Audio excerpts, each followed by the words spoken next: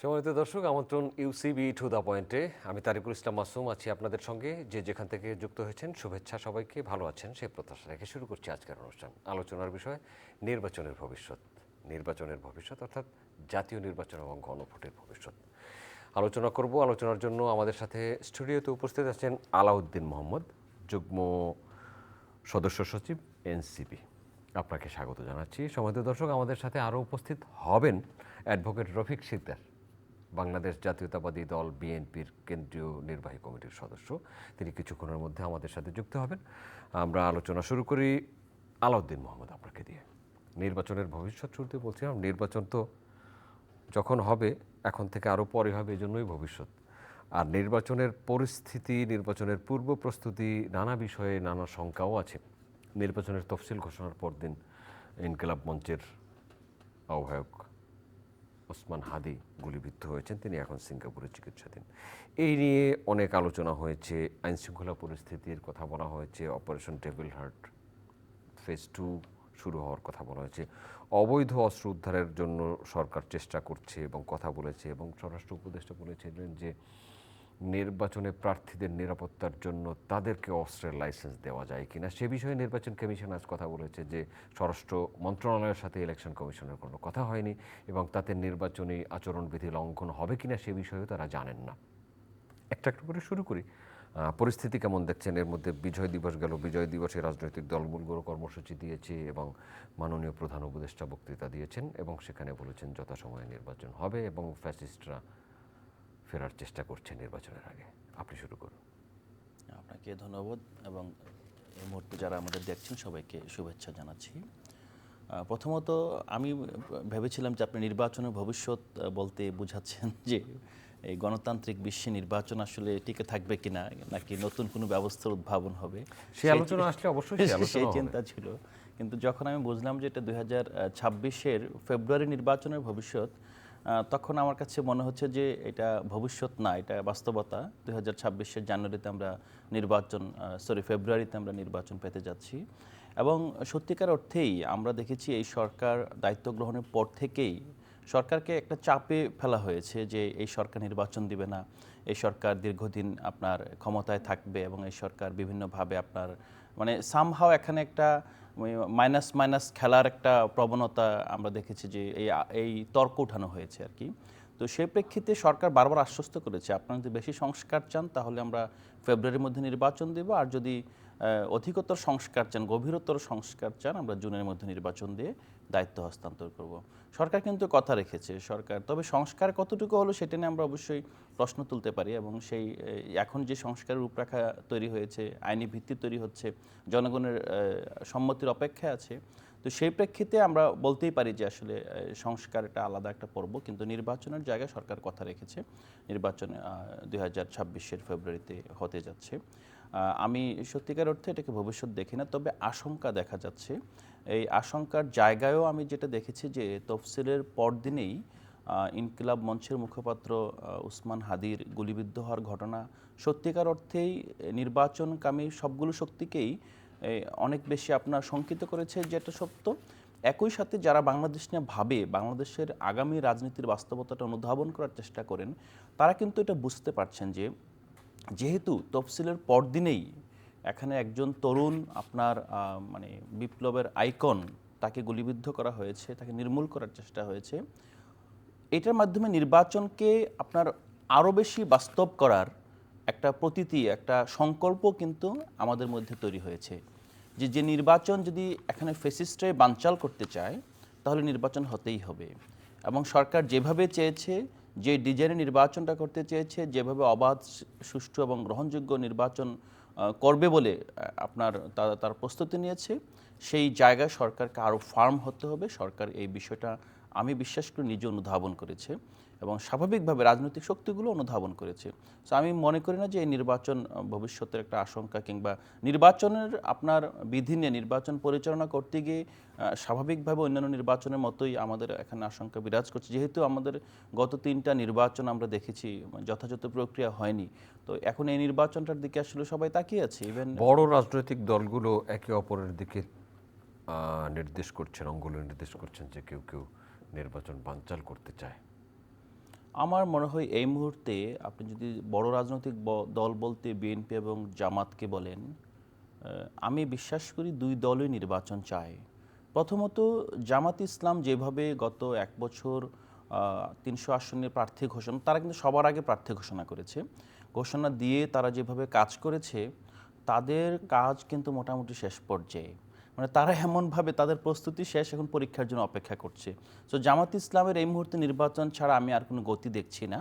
দ্বিতীয়ত হলো যে বিএনপির জন্য, বিএনপি শুরু থেকে নির্বাচন চেয়েছে, কারণ বিএনপির জন্য নির্বাচন হলো তার দলকে সুসংহত করা এবং সত্যিকার অর্থে এই বাংলাদেশের যে নতুন বাস্তবতা তৈরি হয়েছে সেই বাস্তবতা একটি মধ্যপন্থী শক্তির হাতে বাংলাদেশের, আপনার শুধু শাসনভার বলবো না, মানে শুধু ইভেন আপনি শুধু মধ্যবর্তী শক্তির কথাই বলবো না, আমি বলবো যে একটা অবাধ সুষ্ঠু গ্রহণযোগ্য নির্বাচনের মাধ্যমে যারাই এখানে রাষ্ট্র ক্ষমতায় আসবেন তাদের হাতে আসলে আমরা মনে করি যে এই মুহূর্তে বাংলাদেশ যে একটা ভালনারেবল অবস্থায় আছে তার চেয়ে একটা বেটার অবস্থা যেতে পারে। তো সেক্ষেত্রে বিএনপি আসলে তার নির্বাচন ছাড়া আর কোনো, বিএনপির কাছে বিকল্প নেই।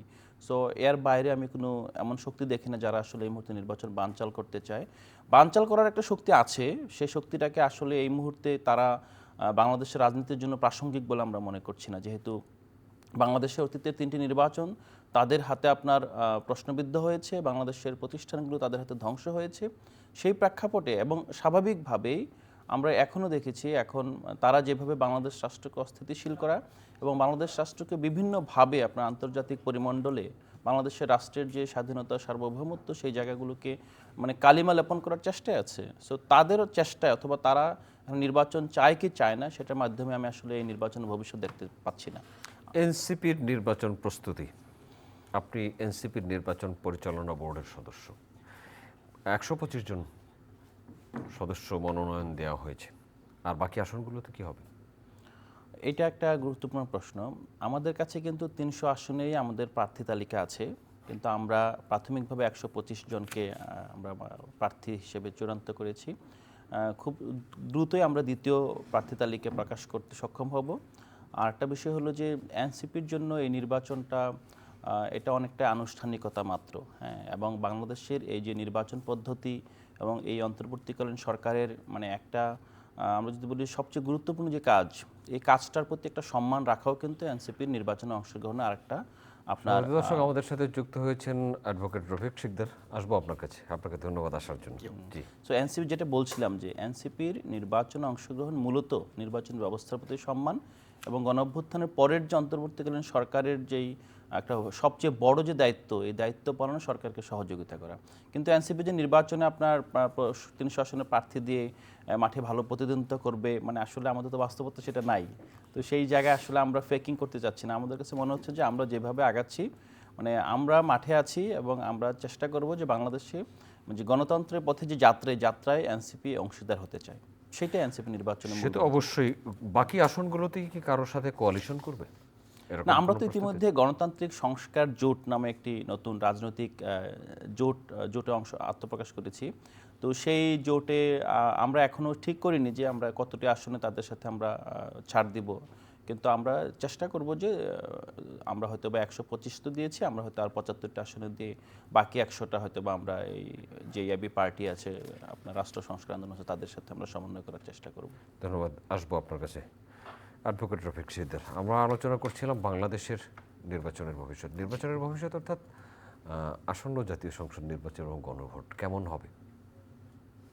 দেখুন, প্রতিটা নির্বাচনে কিন্তু চ্যালেঞ্জ, এবং দীর্ঘদিন পর একটি সুষ্ঠুবাদ নির্বাচন হতে যাচ্ছে বলে আমরা ধারণা করছি। এবং এর মধ্যে প্রধান উপদেষ্টা এবং নির্বাচন কমিশন প্রতিশ্রুতিবদ্ধ যে অতীতে যে কোনো সময় ফ্রি, ফেয়ার অ্যান্ড ক্রেডিবল নির্বাচন হবে, ত্রয়োদশ নির্বাচন। সুতরাং তারা সেদিক থেকে প্রস্তুতি নিচ্ছে। তো চ্যালেঞ্জ আছে নানান কারণেই, আইনশৃঙ্খলা, নিরাপত্তা, নির্বাচন, এগুলো নিয়ে চ্যালেঞ্জ আছে। কিন্তু আমার কাছে কোনো সংশয় নেই, নির্বাচন হবে এবং নির্বাচন ফেব্রুয়ারি মাসের তফসিল অনুযায়ী নির্বাচন হবে। আমি এ ব্যাপারে অপটিমিস্টিক। এখন আপনি আসুন যে নির্বাচনটি কারা কারা এখানে স্টেক হোল্ডার। বিএনপি বড় একটি রাজনৈতিক দল হিসেবে বিএনপির দায়িত্ব কম্পারেটিভলি রাজনৈতিক দল হিসেবে বেশি, এবং সে কারণে আপনি দেখে থাকবেন যে অনেক অভাব, অভিযোগ এগুলো কখনো কখনো সরকারের কাছে না করে বিএনপির কাছেও অপরাপর কিছু কিছু রাজনৈতিক দল করে থাকে।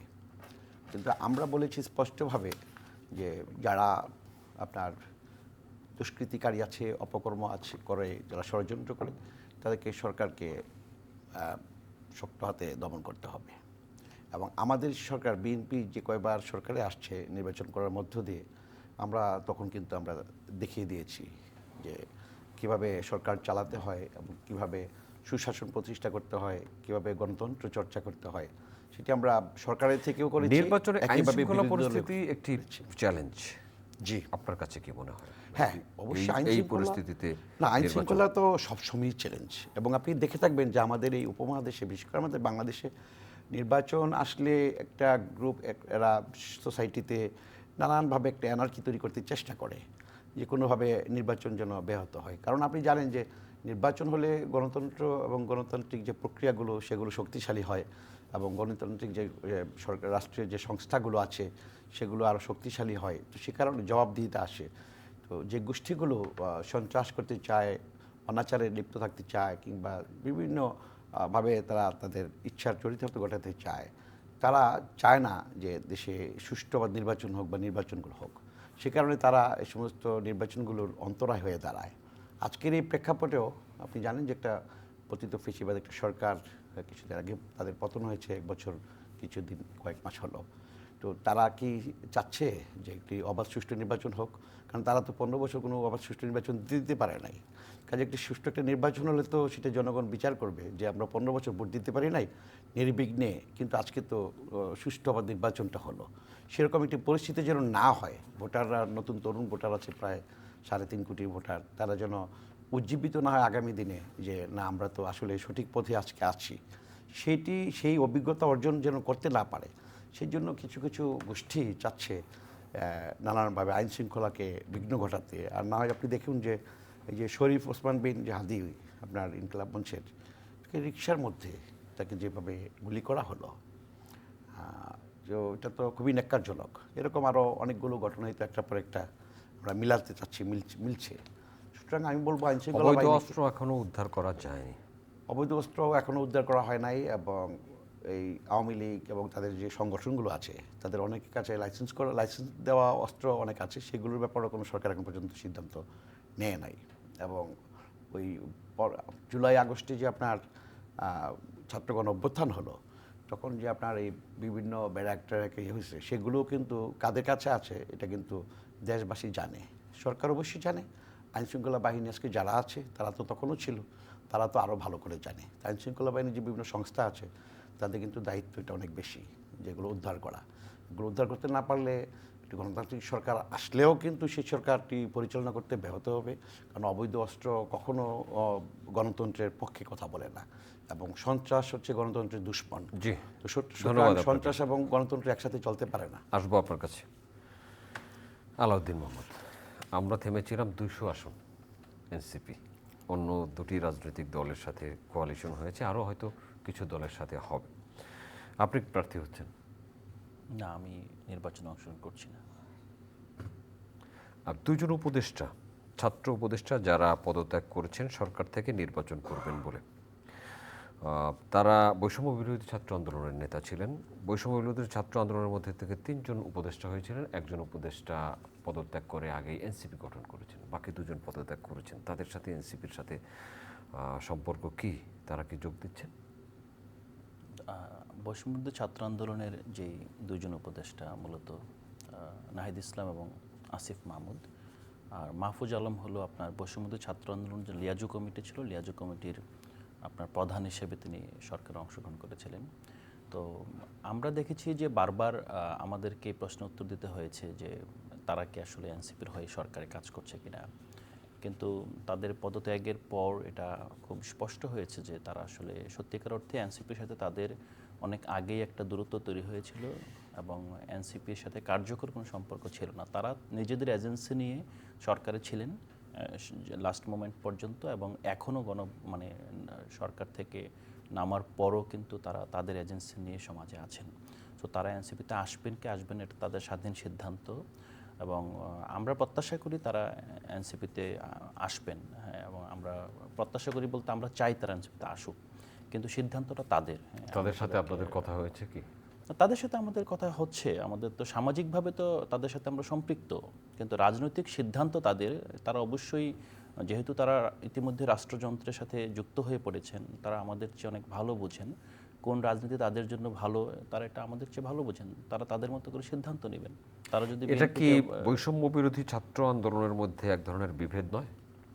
বৈষম্যবিরোধী ছাত্র আন্দোলন তো আসলে বিভেদ থেকে শুরু এক হয়েছে। অর্থে আপনি আমি যদি বলেন আরো বড় করে বলি, বৈষম্য বিরোধী আন্দোলনে যারা ছিলেন তাদের মধ্য থেকে যদি তারা পৃথক হয়ে যান তাহলে কি বিভেদ? আমি যেটা বললাম, ধরেন আমাদের বৈষম্যবিরোধী ছাত্র আন্দোলন মতো বিভেদ থেকেই শুরু হয়েছে। বিভেদ থেকে বলতে সমাজের সর্বস্তরের মানুষকে একসাথে করেছিল বৈষম্যবিরোধী ছাত্র আন্দোলন। এবং বৈষম্যবিরোধী ছাত্র আন্দোলন যে নেতারা, এবং তাদের বেশিরভাগই কিন্তু ইতিমধ্যেই কেউ জামাত ইসলামীতে, কেউ বিএনপিতে, কেউ গণ অধিকার পরিষদে, কেউ এবি পার্টিতে, এবং কেউ এনসিপিতে যুক্ত হয়েছেন। বেশিরভাগ হয়তো এনসিপিতে এসেছেন, তো এই জন্য আমাদের কাছে এটা দৃশ্যনীয়। বাট বিষয়টা হলো বৈষম্যবিরোধী ছাত্র আন্দোলন তো একক কোনো শক্তি না, আসলে এটা একটা গণঅভ্যুত্থানের একটা প্ল্যাটফর্ম। তো এই প্ল্যাটফর্মে আসলে এখন যে বিভাজনটা দেখা যাচ্ছে, এই বিভাজনটা আসলে আগেও ছিল। হ্যাঁ, তবে আমরা এখন মনে করছি যে মানে যে তরুণ ছাত্র উপদেষ্টা তারা আছেন, তারা হয়তোবা তাদের ভালোটা ঠিকভাবে বুঝবেন। এবং সবচেয়ে বড় বিষয় হলো যে বাংলাদেশের আগামী রাজনীতি কিন্তু আসলে তরুণদের একটা, আমি একক ভয়েস না, মাল্টিপল ভয়েসের উপর নির্ভরশীল। হ্যাঁ, তরুণরা শুধুমাত্র এক জায়গায় থাকবে সেটা আমরা ভারসাম্যের স্বার্থ সঠিক মনে করি না। আমরা মনে করি যে তরুণরা বিভিন্ন প্ল্যাটফর্মে বিভিন্নভাবে থাকতে হবে, যাতে তাদের ভয়েসটা সব জায়গা থেকে প্রতিফলিত হয় আর কি। কারণ এখন যেই ফাইটটা চলছে এটা কিন্তু একটা জেনারেশনাল ফাইট, একটা প্রাজন্মিক একটা আপনার মানে কি বলবো, ভারসাম্যের যুদ্ধ চলছে বাংলাদেশে। আপনি যদি শুধুমাত্র একটা এনসিপি বনাম বড় রাজনৈতিক দলের যুদ্ধ, ব্যাপারটা কিন্তু এরকম না। ব্যাপারটা হলো যে বড় রাজনৈতিক দলগুলো সামহাও বাংলাদেশের যে ডেমোক্রেসির রিস্টোরেশনে ফেল করেছিল, এবং ফেল করার প্রেক্ষিতে বাংলাদেশের তরুণরা রাস্তায় নেমে এটাকে রিস্টোর করে একটা পথ তৈরি করেছে। এবং সেই পথ তৈরি করার পর তারা কি ঘরে ফিরে যাবে, আবার কি পুরনো যে খেলোয়াড়রাই এসে পুরো মাঠ দখল করবে, নাকি আসলে নতুন যে খেলোয়াড়, যারা আসলে পুরনো খেলোয়াড়দের ব্যর্থতায় তারা মাঠে নেমেছিল, তারাও মাঠে স্টেক নিয়ে থেকে যাবে? মূলত এই সংগ্রামটা কিন্তু এখন চলছে। তো সেই জায়গায় আমরা মনে করি যে এখানে তরুণরা সব শক্তির সাথে যুক্ত থাকা উচিত, সব শক্তির মাঝে ছড়িয়ে পড়া উচিত, এবং সব শক্তিকে তারুণ্যের যে আলোকিত আপনার তাদের যে একটা সম্ভাবনা আছে, সম্ভাবনা আলোকে এই শক্তিগুলোকে আপনার নতুনভাবে রিডিজাইন করা উচিত। ধন্যবাদ আপনাকে অ্যাডভোকেট রফিক শিকদার। বড় বড় রাজনৈতিক দলগুলো যেখানে ফেল করেছিল সেখান থেকেই এই বৈষম্য বিরোধী আন্দোলনের সফলতা। এখন ভবিষ্যতের রাজনীতিতে তারা থাকবেন, না, বড় রাজনৈতিক দলগুলোকে। এখানে আমি আপনাকে একটা কথা বলি, সেটা হলো যে গণতন্ত্রের যে সংগ্রাম, গণতান্ত্রিক সংগ্রামের যে ব্যবস্থা, এটা কখনো কখনো ব্যাহত হয় নানান কারণে, কিন্তু ব্যর্থ হয় না। আপনি ৭১-এর মুক্তিযুদ্ধের কথা যদি বলেন, আমি আজকে বিজয়ের মাসের, আজকে ১৭ ডিসেম্বর, তো এই বিজয়ের মাসে আমি মুক্তিযোদ্ধাদের উপর গভীর শ্রদ্ধা রেখেই বলি যে মুক্তিযুদ্ধটা কিন্তু একদিনে সম্পন্ন হয় নাই। আবার এদেশের মানুষ কিন্তু যখন তখন আপনি দেখবেন যে রাস্তায় নামে না, আর যদি একবার নামে তাহলে বিজয় অর্জন না করে ঘরে ফিরে না। এটা আমাদের বাংলাদেশের ভূপ্রকৃতির মানুষের বৈশিষ্ট্য। ৯ বছর এরশাদের বিরুদ্ধে আন্দোলন করা হয়েছে, এরশাদকে কিন্তু সরাতে পারে নাই। ৮২ সাল ২৪শে মার্চ থেকে সবাই ফেসিস্ট বলেছে, স্বৈরাচার বলেছে। ঢাকা বিশ্ববিদ্যালয়ের সমস্ত পাবলিক বিশ্ববিদ্যালয়ের ছাত্ররা নেমে পড়েছে ক্ষোভে। জয়নাল জাফর, দীপালি সাহা সহ অজস্র রক্ত ঝরেছে, জিহাদের রক্ত ঝরেছে, মিলন রক্ত ঝরেছে।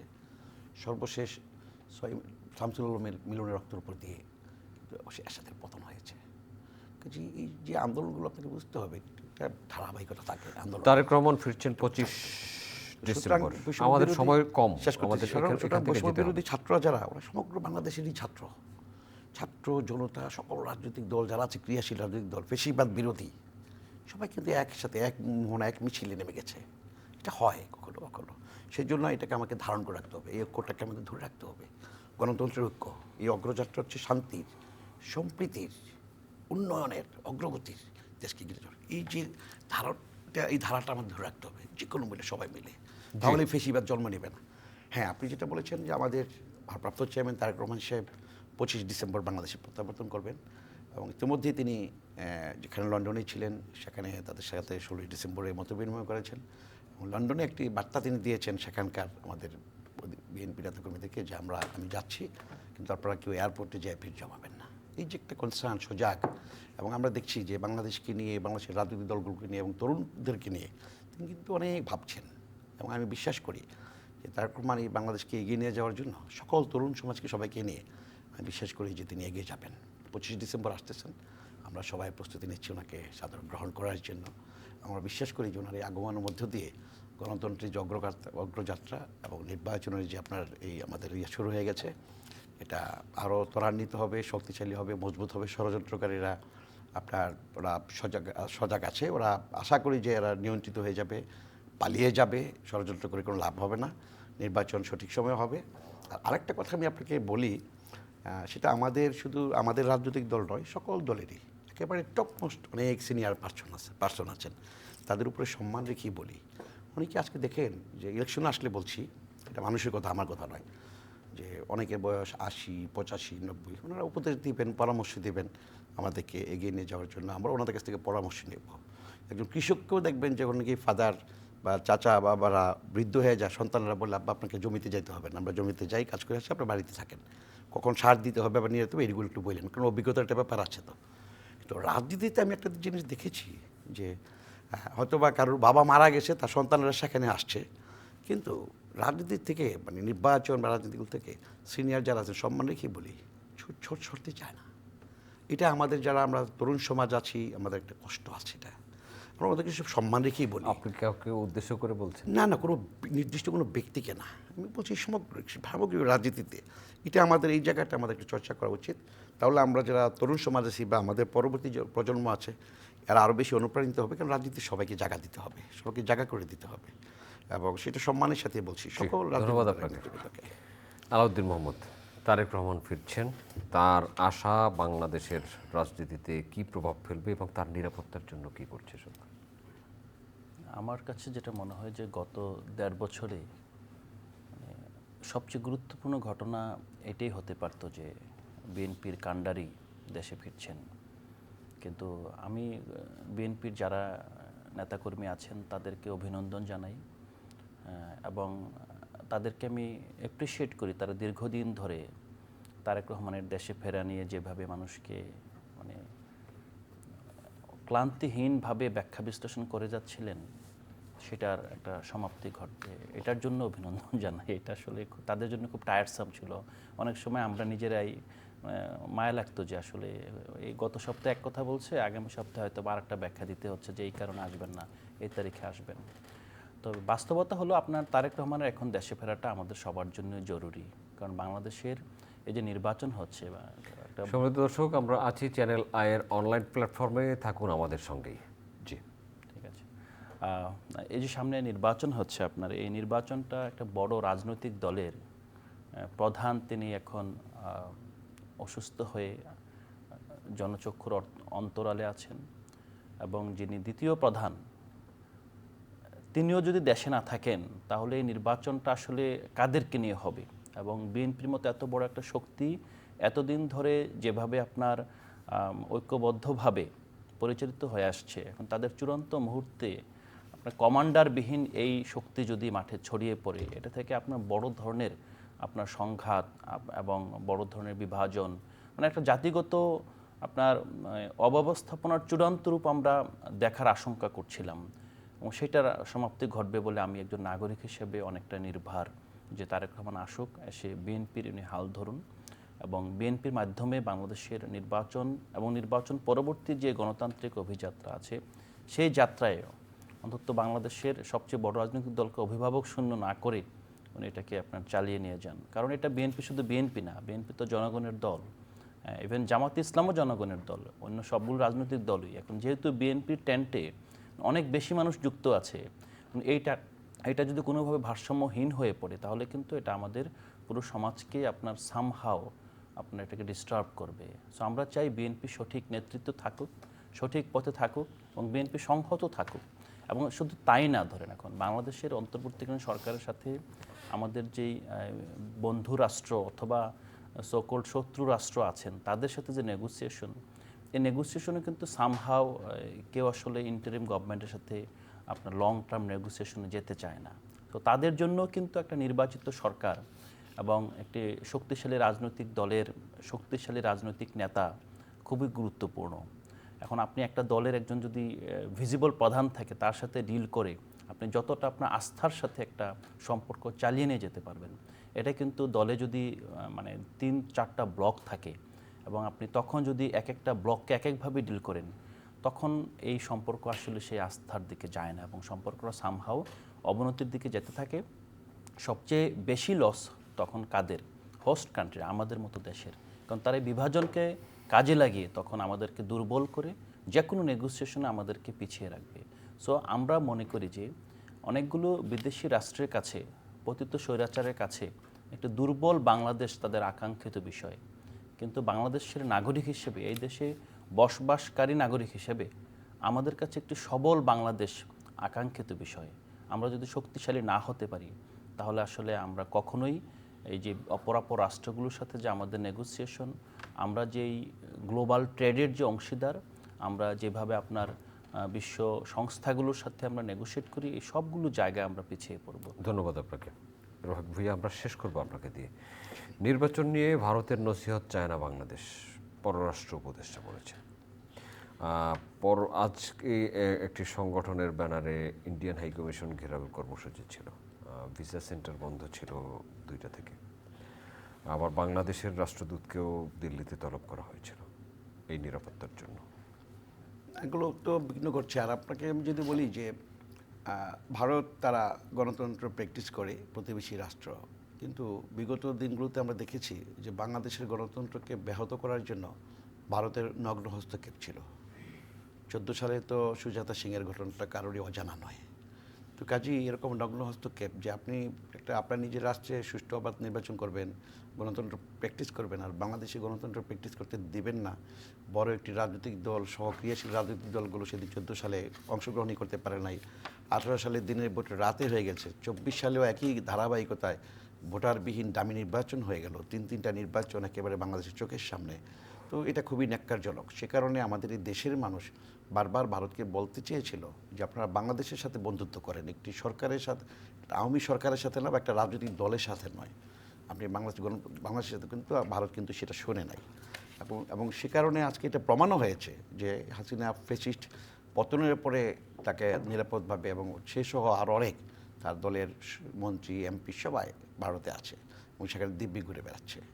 সুতরাং আজকে স্বাধীনতার মাসে আমি বলতে চাই, বিজয়ের মাসে, যে ভারতকে আমরা সবসময় বলেছি প্রতিবেশী রাষ্ট্র হিসেবে আমরা আপনাদেরকে বন্ধু হিসেবে পেতে চাই, সাম্যের ভিত্তিতে, সমমর্যাদার ভিত্তিতে। সেটাই হওয়া উচিত। এবং বাংলাদেশের তরুণ ছাত্র সমাজ বিভিন্নভাবে এই জিনিসগুলো ধারণ করে বলেই, এবং নির্বাচনকে বিভিন্নভাবে প্রেডিকশন করছে যে বিভিন্ন অনলাইন মিডিয়াগুলো তো ভারতের বিভিন্নভাবে ষড়যন্ত্র হচ্ছে। সে কারণেই ছাত্ররা নেমেছে রাস্তায় বা হাইকমিশনে। এটা গণতান্ত্রিক প্রক্রিয়া আমি বলবো, এটা গণতন্ত্রের একটা চর্চা, এটা মাধ্যম, এটা প্রতিবাদ করতেই পারে। এবং এখান থেকে প্রতিবেশী রাষ্ট্র ভারত সহ অপরাপর যে সকল রাষ্ট্রগুলো আছে, আমরা তো সবার সাথে একটা সাম্যের ভিত্তিতে চলতে চাই। আমরা পররাষ্ট্রনীতিটা শক্তিশালী হোক, কিন্তু সেটা সমমর্যাদার ভিত্তিতে। আমাদের দেশের আভ্যন্তরীণ ব্যাপার, আমাদের দেশের নির্বাচন, আমাদের দেশের গণতন্ত্র, আমাদের সার্বভৌমত্ব, এগুলো তো আমাদের। এখানে কারোর হস্তক্ষেপ এটা আমাদের বাংলাদেশের মানুষ কখনো মেনে নেয় নাই এবং নেবেও না। আমাদেরকে শেষ করতে সুতরাং আমরা হচ্ছে। আজকের এই দিনে শুধু বলবো যে আমাদের নেতা তারেক রহমান সাহেব 25 ডিসেম্বর বাংলাদেশের পতাকা নিয়ে বাংলাদেশে নামবেন, এবং আমার সহ-আলোচক যে কথাটি বলেছেন যে তিনি বাংলাদেশের সকলকে নিয়ে, জিয়াউর রহমান যেমনি ওকে ডাক দিয়েছিলেন এবং পুরো জাতিকে ঐক্যবদ্ধ করেছিলেন, আমি বিশ্বাস করি যে তারেক রহমানের প্রত্যাবর্তনের মধ্য দিয়ে বাংলাদেশ ঐক্যবদ্ধভাবে এগিয়ে যাবে এবং সমৃদ্ধির পথে, শান্তির পথে, একটু গুম খুন মুক্ত একটি গণতান্ত্রিক বাংলাদেশ আমরা প্রতিষ্ঠা করব। সেটি আমাদের প্রত্যয় হোক। আমি ইন্ডিয়া প্রশ্নে আরেকটি ছোট্ট বিষয় আমাদের তরুণ বন্ধুদের বলতে চাই। আমরা আজকেও দেখেছি যে ইন্ডিয়ান হাইকমিশন অভিমুখে যেই আপনার বিক্ষোভ মিছিলটি ছিল, সেখান থেকে আপনার বিভিন্নভাবে ইন্ডিয়াকে ভাঙার হুমকি দেওয়া হচ্ছে, এবং সেটা আমরা অনেক সিনিয়র নেতৃবৃন্দের কাছেও এটা শুনতে পাই। এটা খুব দুঃখজনক। আসলে আপনি যখনই প্রতিবেশী কোনো রাষ্ট্রকে বিভিন্নভাবে ইনস্টিগেট করবেন, আপনি তাদেরকে অস্থিতিশীল করার হুমকি দিবেন, এটা আপনাকে কিন্তু পাল্টা আপনার তাদের সাইড থেকেও কিন্তু এ ধরনের হুমকি মোকাবেলার জন্য প্রস্তুত থাকতে হবে। আমরা মনে করি যে বাংলাদেশের গণ অভ্যুত্থানের পর এই তরুণরা হলো বিজয়ী শক্তি, এবং তরুণদের কাছ থেকে অবশ্যই আমরা দায়িত্বশীল আচরণ প্রত্যাশা করি, এবং আমরা এটা প্রত্যাশা করি যে আমরা যাতে কখনোই এমন উস্কানিমূলক বক্তব্যর মাধ্যমে বাংলাদেশের মানে সমগ্র বাংলাদেশকে যাতে ঝুঁকিতে না ফেলি। বিশেষ করে বাংলাদেশের তরুণরা এখন একটি সৃষ্টিশীল মোডে আছে, তারা আসলে একটা সৃষ্টির একটা আনন্দে আছে, যারা নতুন কিছু করবে, নতুন রাজনীতি করবে, ইভেন স্ব কর্মক্ষেত্রে যারা প্রতিষ্ঠান বিল্ড করবে, সবাই ধরেন এই একটা অবস্থায় আমরা যাতে এই পুরো তরুণদেরকে প্রতিবেশী রাষ্ট্রের টার্গেটে পরিণত না করি, সেই জায়গাটা সচেতন থেকেই অবশ্যই আমাদেরকে এই পার্শ্ববর্তী রাষ্ট্রের বাংলাদেশের প্রতি যে আপনার হীন দৃষ্টিভঙ্গি এবং বাংলাদেশকে বিভিন্নভাবে যে জিম্মি করা, এখানকার নির্বাচনকে এবং প্রতিষ্ঠানকে প্রভাবিত করার প্রবণতা, সেটা প্রতিবাদ জারি রাখতে হবে, কিন্তু প্রতিবাদের ভাষা হতে হবে দক্ষ, এবং ভাষা হতে হবে আপনার অবশ্যই ম্যাচিউরড, এবং ভাষা হতে হবে দায়িত্বশীল। আমরা কখনোই তরুণদের কাছে সেই আলাউদ্দিন ধরনের মোহাম্মদ। না, তবে হঠকারী কাজ চাই না। তরুণরা যে টার্গেট না, বা আমাদের এই শিক্ষা প্রতিষ্ঠান বা শিক্ষিত ছাত্ররা যে প্রতিবেশী কারোরই টার্গেট নয়, এটা কিন্তু আমরা বলতে পারি না নির্দ্বিধায়। আমাদের ছেলেরা যেন আরও মেধাবী না হয়, আমাদের স্বাস্থ্য ব্যবস্থা যেন ভেঙে পড়ে, এরকম কিন্তু আমরা বারবার দেখছি। সুতরাং পরিবর্তনের জন্য ধন্যবাদ কিন্তু তরুণদেরকে এগিয়ে আসতে হবে। আলাউদ্দিন মোহাম্মদ, ধন্যবাদ। সম্মানিত দর্শক, এতক্ষণ আমাদের সাথে থাকার জন্য কৃতজ্ঞতা। আগামী অনুষ্ঠান দেখার আমন্ত্রণ রইল। দেখা হতে পারে সেই অনুষ্ঠানে। ভালো থাকবেন সবাই। আপনাদের সবার জন্য অনেক অনেক শুভকামনা।